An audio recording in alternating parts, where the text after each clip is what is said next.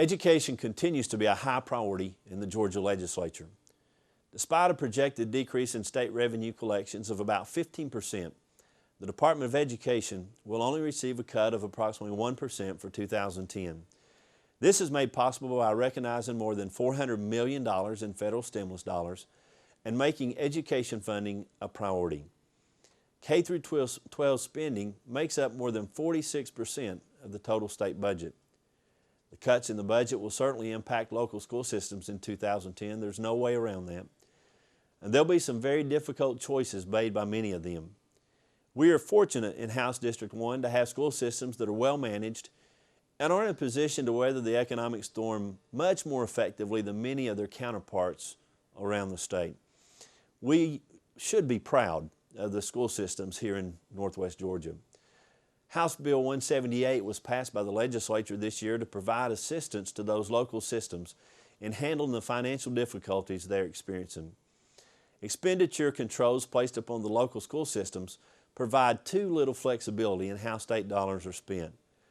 This bill allows local school systems the flexibility in expenditures for the next 2 fiscal years that will allow them to use state dollars in the most effective and most efficient way possible. You see, the needs in Walker and Catoosa counties will not be the same as the needs in Fulton and Cobb counties, for example. And this bill allows local systems the flexibility to meet their needs in the way that best fits their local system. House Bill 455, which I authored, allows systems 30 additional days to issue contracts. By law, teacher contracts are to be issued by April 15th. Obviously, that deadline would have created a real problem for our schools this year. It's a terrible business model to determine your staffing needs and your staffing levels when there's so much uncertainty about the level of funding that you're going to be able to receive.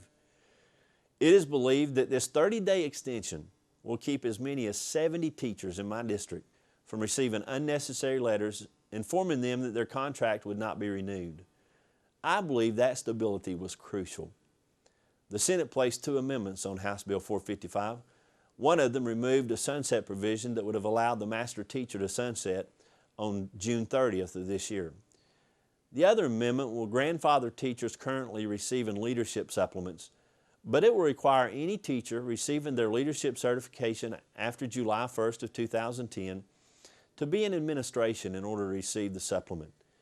Currently, more than 60% of the teachers with leadership certification are receiving that leadership supplement but are still in the classroom teaching. This amendment ends those unused leadership supplements. In other words, if you have a leadership supplement or a leadership certification, in order to receive the supplement, you have to be working in a leadership capacity. House Bill 280 addressed the shortage of math and science teachers.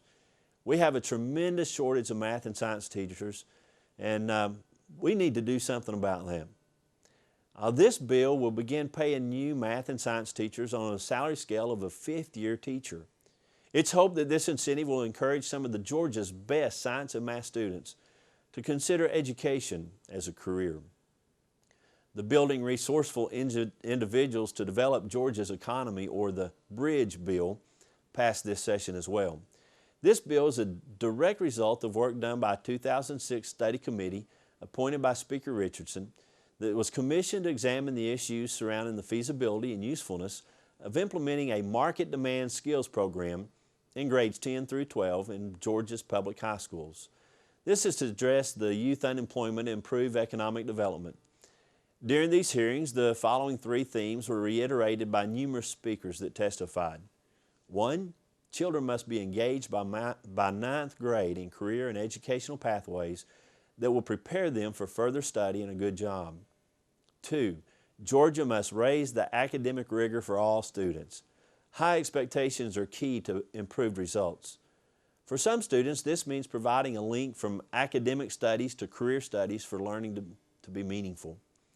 3, any statewide initiative must allow local systems the flexibility to design programs of study that meet the needs of their students and their community.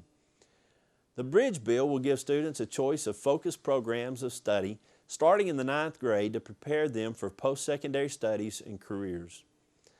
While some model programs are targeted for students that otherwise would drop out, This bill ensures that all students will have an individual graduation plan as well as the opportunity for dual enrollment. The programs combine real-world experience with increased academic rigor. The program also involves guidance counselors, graduation coaches, parents, and guardians to help students be aware of all opportunities available to them. House Bill 149, the Move On When Ready Act, will allow 11th and 12th grade students to leave their assigned high schools and attend a college or technical school to complete graduation requirements while earning college credits. Students may attend accredited public or private colleges that admit them. Eligible colleges are defined as those that are approved to receive HOPE grants or tuition equalization grants, which includes all Georgia public colleges and technical schools, accredited private colleges within Georgia, and approximately 10 proprietary accredited private colleges within Georgia. Students may also take virtual classes offered at the higher education institution and virtual classes offered by the Georgia Department of Education through the Georgia Virtual School. As you can clearly see, education continues to be a priority in the Georgia General Assembly. Should you have any comments or concerns you'd like to share, please feel free to contact me. Thanks again, and may God bless you.